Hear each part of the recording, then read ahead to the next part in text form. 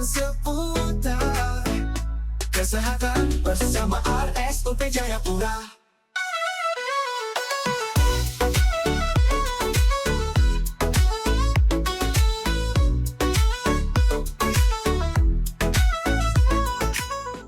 Baswara, bincang seputar kesehatan bersama RSUP Jayapura.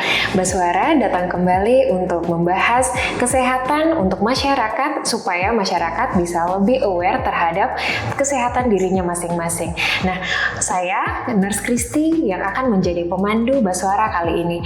Pada topik kali ini kita akan berbicara tentang stroke.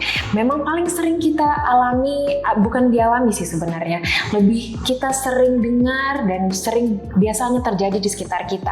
Tapi apa sih stroke itu? Kita mungkin benar-benar tidak tahu apa itu stroke, hanya tahu namanya saja. Maka dari itu, sekarang saya ditemani oleh dokter spesialis dari RSUP Jayapura, Dr. Roni Parlindungan Sinaga, yaitu dokter spesialis neurologi dengan subspesialis neurointervensi. Halo dok, apa kabar? Halo Nurse Christy. Dok, kita nih akan membahas tentang stroke dan mungkin kakak-kakak sehat semuanya tuh pernah dengar istilah yang namanya time is brain atau waktu itu sangat penting untuk keselamatan sel-sel otak kita. Tapi dok, kita nih belum benar-benar tahu dasarnya dari stroke itu sendiri. Apakah boleh dijelaskan dok? Oke, Nurse Christy. Halo kakak sehat semuanya.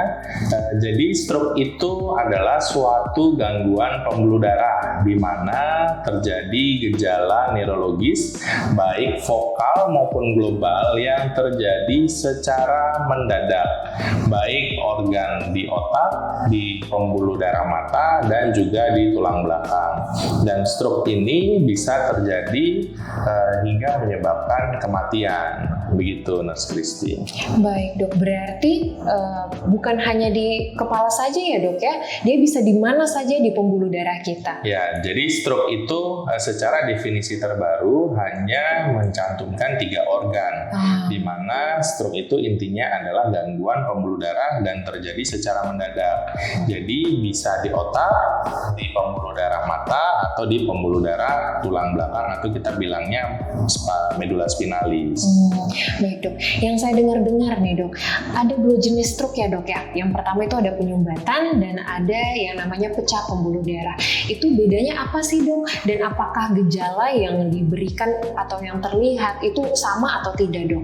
Jadi untuk gejalanya sebenarnya kurang lebih sama untuk kelemahan nih secara defisit neurologis. Cuma yang membedakan mungkin kalau misalkan dengan pecah pembuluh darah itu bisa lebih banyak dikeluhkan sakit kepala sampai penurunan kesadaran.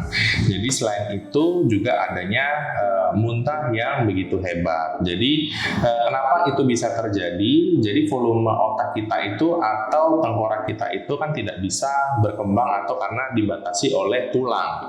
Nah, pada saat terjadi penambahan volume di dalam tulangnya itu akan meningkatkan namanya tekanan di dalam otak, sehingga kalau misalkan melebihi dari batas tekanan normal, biasanya kita akan mengeluhkan gejala sakit kepala yang hebat, bahkan bisa sampai penurunan kesadaran disertai muntah yang hebat. Begitu Nurse Christy. Nah, jadi untuk membedakan itu penyumbatan dan juga perdarahan, sebenarnya kita membutuhkan suatu pemeriksaan CT scan. Jadi gold standar pemeriksaan untuk menentukan apakah ini stroke sumbatan atau stroke perdarahan itu dari CT scan, dan penyebabnya banyak sekali Nurse Christy. Jadi bisa ada namanya yang kita bilang faktor resiko yang bisa dimodifikasi dan yang tidak bisa dimodifikasi. Jadi buat kakak sehat, apa sih yang membedakan itu?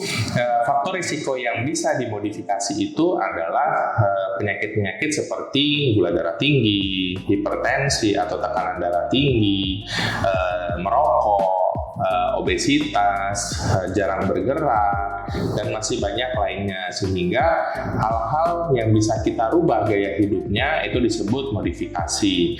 Nah, yang tidak dapat dimodifikasi itu yang sudah melekat di dalam tubuh kita. Contohnya apa sih? Usia. Semakin kita tua atau bertambahnya usia, itu bisa meningkatkan resiko terjadinya stroke. Yang kedua, gender.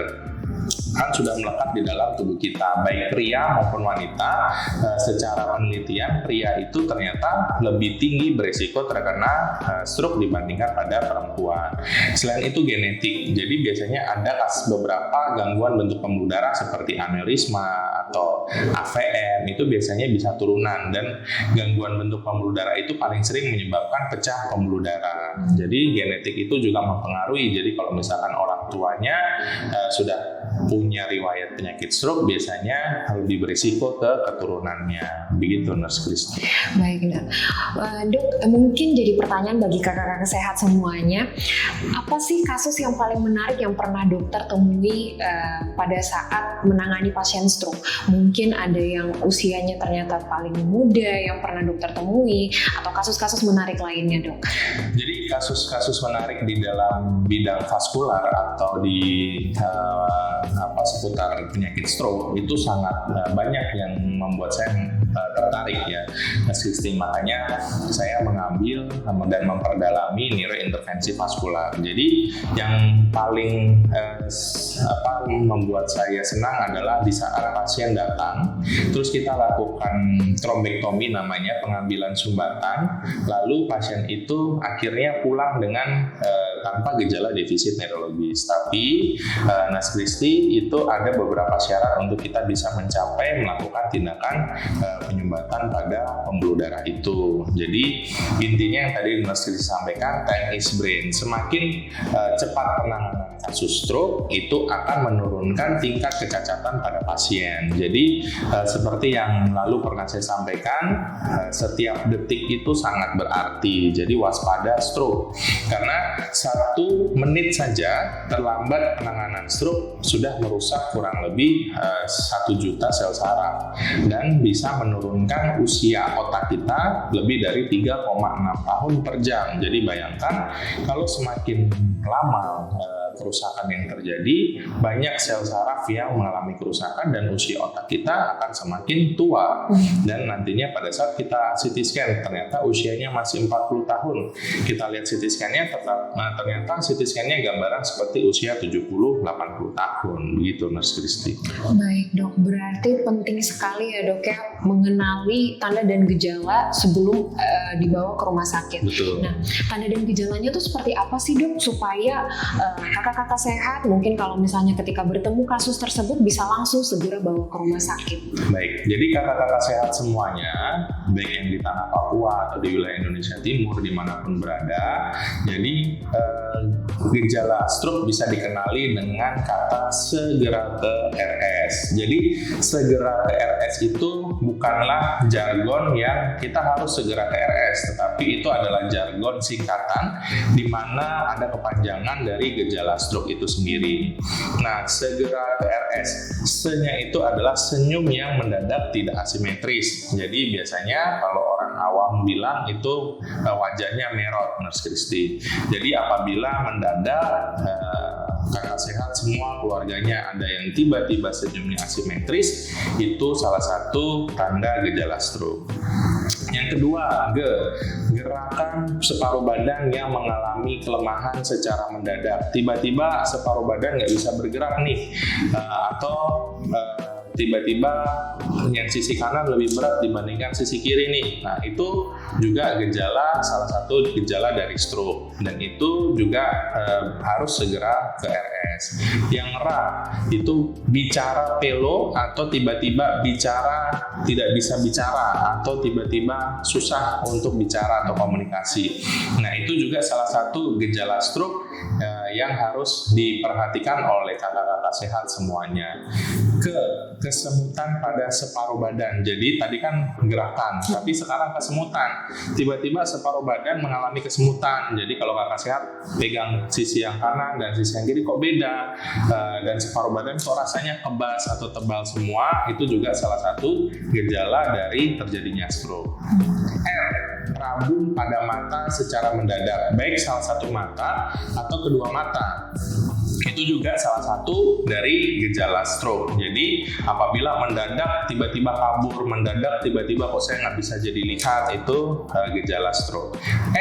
Sakit kepala hebat dan juga tidak sadarkan diri. Jadi mendadak muncul muncul sakit kepala yang begitu hebat, sangat sakit dan betul-betul tidak bisa beraktivitas, rasanya kayak mau pecah kepalanya, itu juga salah satu gejala stroke, dan mendadak tidak sadar.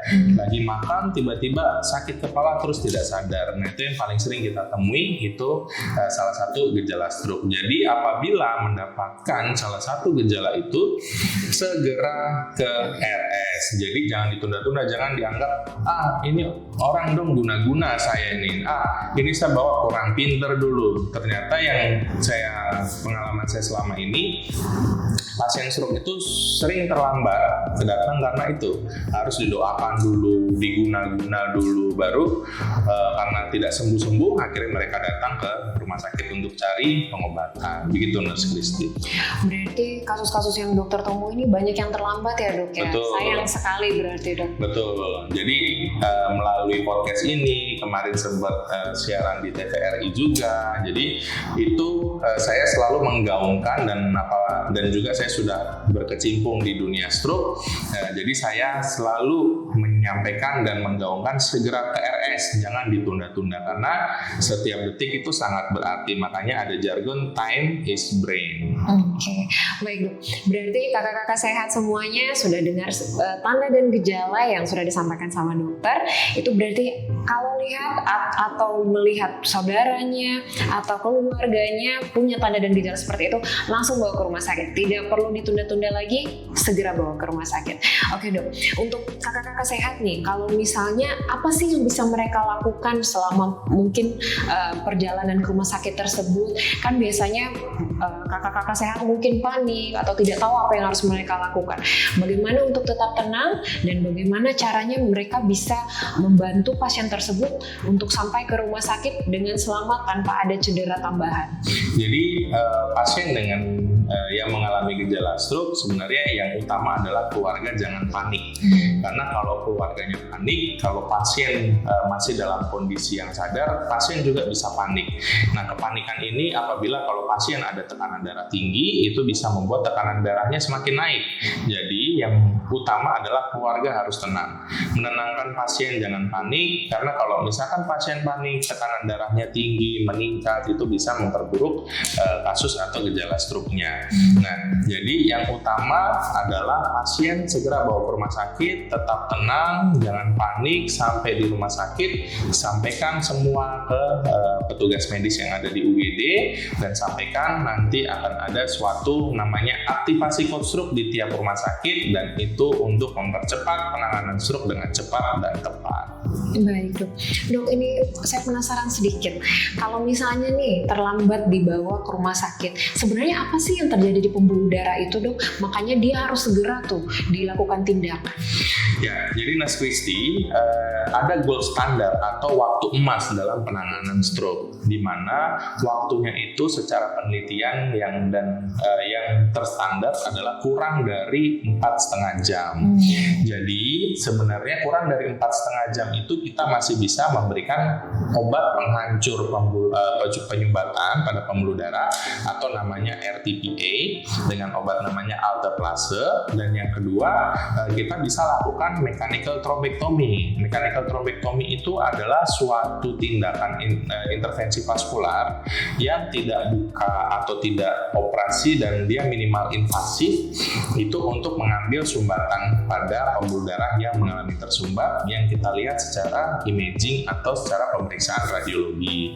Nah, apabila kurang dari 4,5 jam sumbatan itu dia masih belum keras kalau bahasa awamnya Nurse Christy. Jadi kita masih bisa ambil sumbatan itu, sehingga harapannya begitu kita ambil sumbatannya aliran lancar, sel saraf yang mulai mengalami kerusakan atau sel saraf yang masih belum mati selnya kita masih bisa selamatkan, sehingga aktivitas kelistrikan sel sarafnya bisa kembali muncul, dan akhirnya gejala neurologis yang muncul pada pasien bisa kembali normal. Jadi namun kalau misalkan sudah lewat waktunya, misalkan batas waktunya itu sebenarnya 24 jam.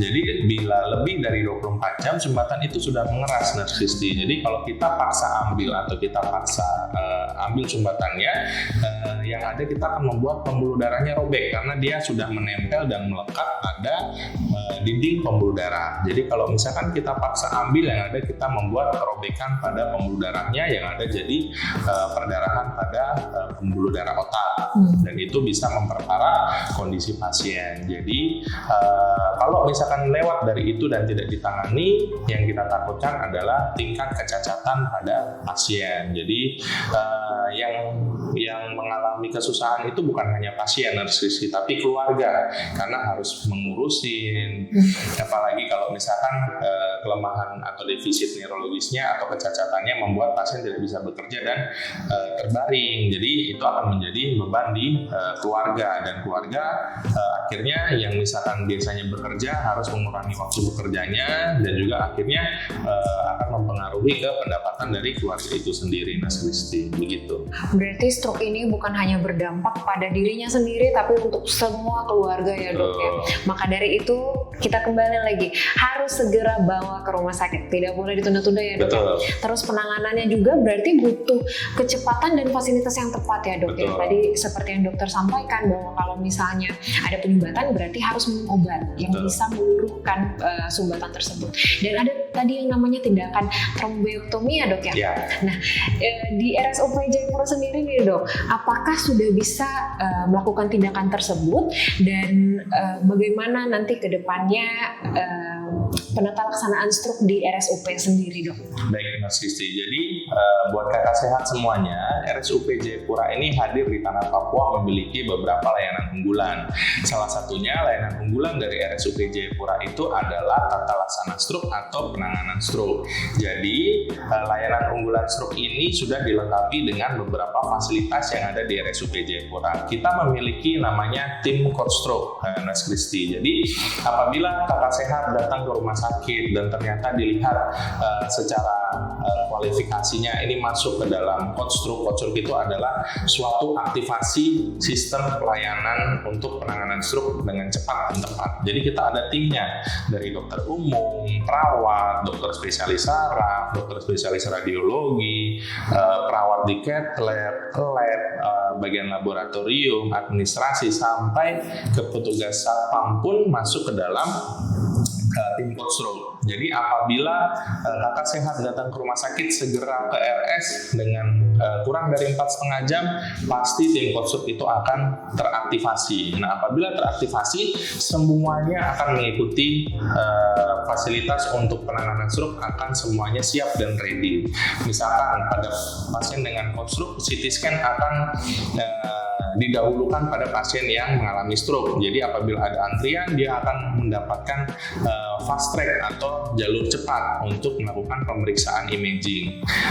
Pemeriksaan labnya juga mendapatkan jalur cepat untuk mendapatkan hasil yang cepat, sehingga dengan kedua hasil itu yang mendukung untuk menentukan apakah perlu tindakan mechanical thrombectomy atau hanya cukup dengan obat aja, itu berdasarkan hasil itu. Jadi apabila kakak sehat dong ke rumah sakit, segera ke RS, kita pun juga memiliki segera penanganan. Jadi kita ada waktu dari pintu untuk CT scan, dari pintu untuk tindakan trombektomi, itu kita juga ada standarnya begitu. Jadi RSUP Jayapura kedepannya akan siap melakukan pelayanan stroke yang terintegrasi dan terstandarisasi di RSUP Jayapura, dan harapannya ke depan akan menjadi pusat layanan stroke untuk pusat rujukan di tanah Papua, Indonesia Timur, bahkan visinya untuk Asia Pasifik. Jadi buat negara tetangga pun bisa berobat pelayanan stroke di RSUP Jayapura. Wah, berarti RSUP Jayapura ini sudah siap sekali ya dok ya, menerima pasien-pasien stroke. Jadi kakak-kakak sehat semuanya jangan ragu lagi, jangan pikir-pikir mau kemana. RSUP bisa menjadi pilihan ketika mendapatkan tanda dan gejala stroke itu sendiri ya dok ya. Dok, mau tanya lagi nih, di wilayah Papua sendiri itu tantangan terbesar dalam menangani pasien stroke itu apa sih dok? Jadi tantangan terbesar untuk penanganan stroke adalah yang pertama yang jelas SDM-nya masih kurang. SDM ini dalam artian dokter spesialis saraf. Jadi untuk di tanah Papua sendiri kita memiliki jumlah SDM yang sangat sedikit, kurang lebih 21 dokter spesialis saraf yang tersebar dari Sorong sampai sampai Merauke. Nah, di Merauke contoh dia untuk mengobati pasien-pasien yang ada di Papua Selatan dengan ibu kota Merauke hanya memiliki satu dokter spesialis saraf. Di Biak juga hanya memiliki satu dokter spesialis saraf, tetapi di Biak dia bekerja sama dengan RSUP sehingga ada dokter terbang ke sana untuk ke RSUD Biak.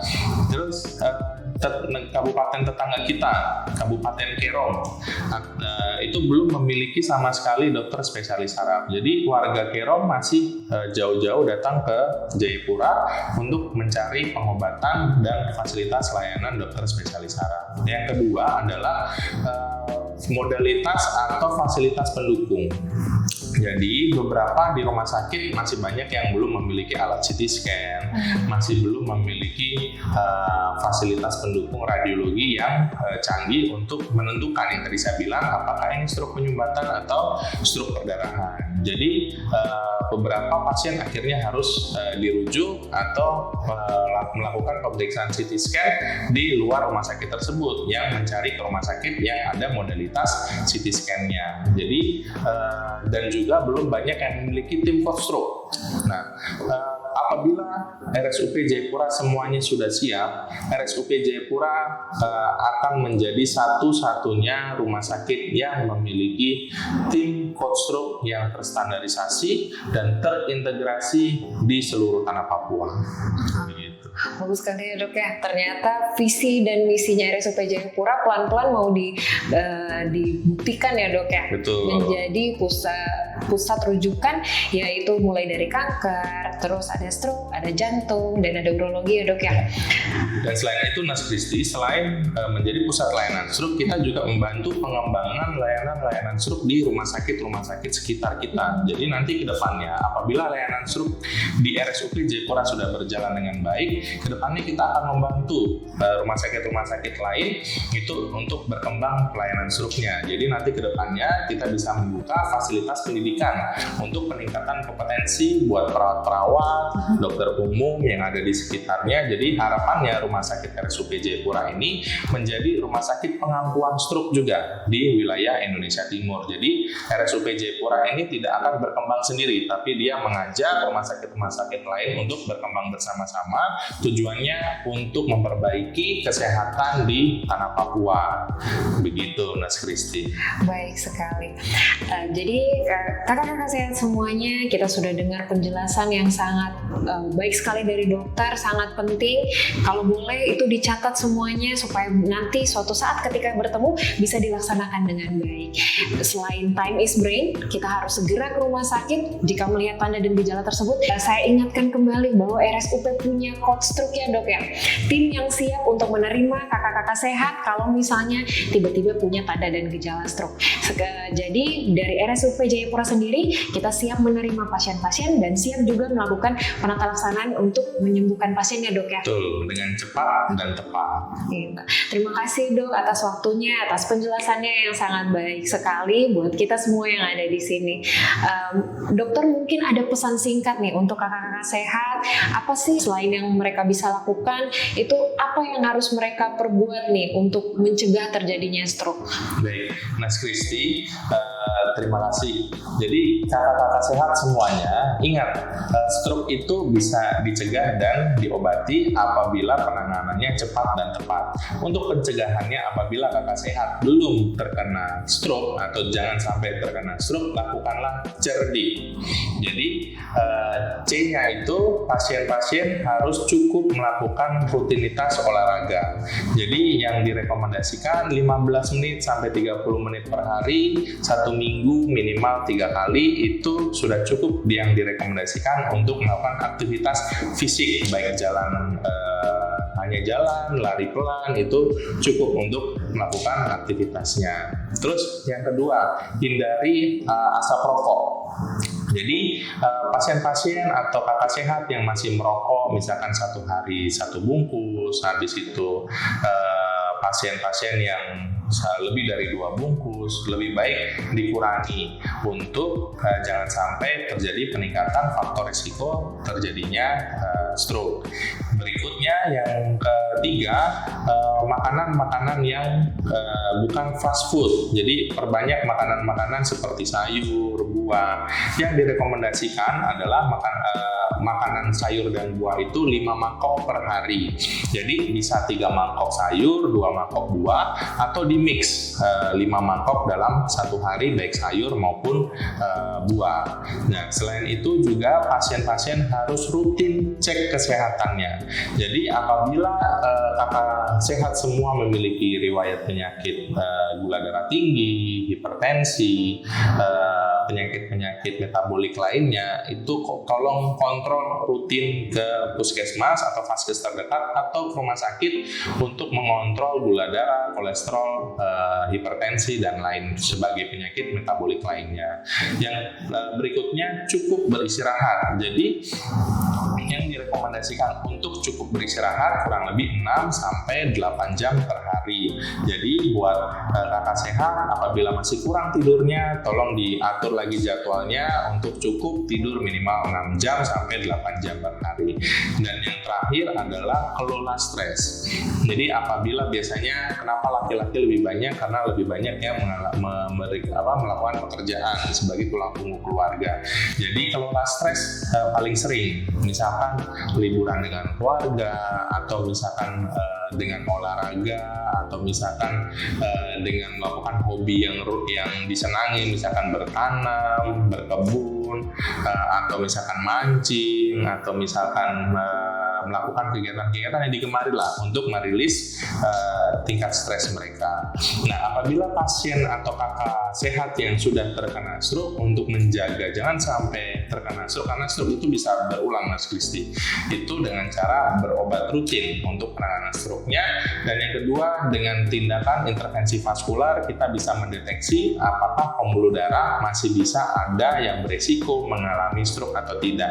Biasanya kita bisa melihat adanya penyempitan pada pembuluh darah akibat penumpukan lemak, dan itu misalkan apabila kita evaluasi lebih dari 70-80% pada pasien yang terkena stroke, kita bisa cegah dengan pemasangan cincin atau pemasangan balon pada pembuluh darahnya untuk melebarkan aliran pembuluh darahnya, sehingga harapannya ke depannya penurunan risiko terjadinya stroke berulang sangat kecil. Dan penelitiannya sudah ada dengan menurunkan tingkat penyempitan pada pembuluh darah dengan pemasangan cincin dan balon, itu menurunkan 10-15% terjadinya stroke berulang. Jadi buat kakak sehat semuanya, ingat, penyakit stroke itu bukan hanya diderita oleh pasien, tetapi diderita oleh keluarga dan mempengaruhi keluarga besar serta kehidupan sosial keluarga besar, bukan hanya pasien tapi keluarga besar. Jadi ingat, time is brain, setiap detik sangat berarti. Waspada stroke dan selamat Hari Stroke Sedunia tanggal 29 Oktober 2025. Begitu, Mas Kristi.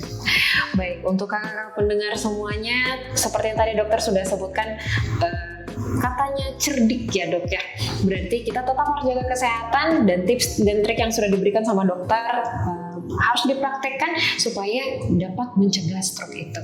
Oke, sampai ketemu lagi di episode berikutnya di Baswara dengan topik-topik menarik selanjutnya. Saya Nas Kristi dan saya Dr. Roni Palembang Sinaga, spesialis neurologi neurointervensi vaskular. Kami pamit undur diri. Salam sehat untuk semuanya. Care for life, care with love. Baswara, bincang seputar kesehatan bersama RSUP Jayapura.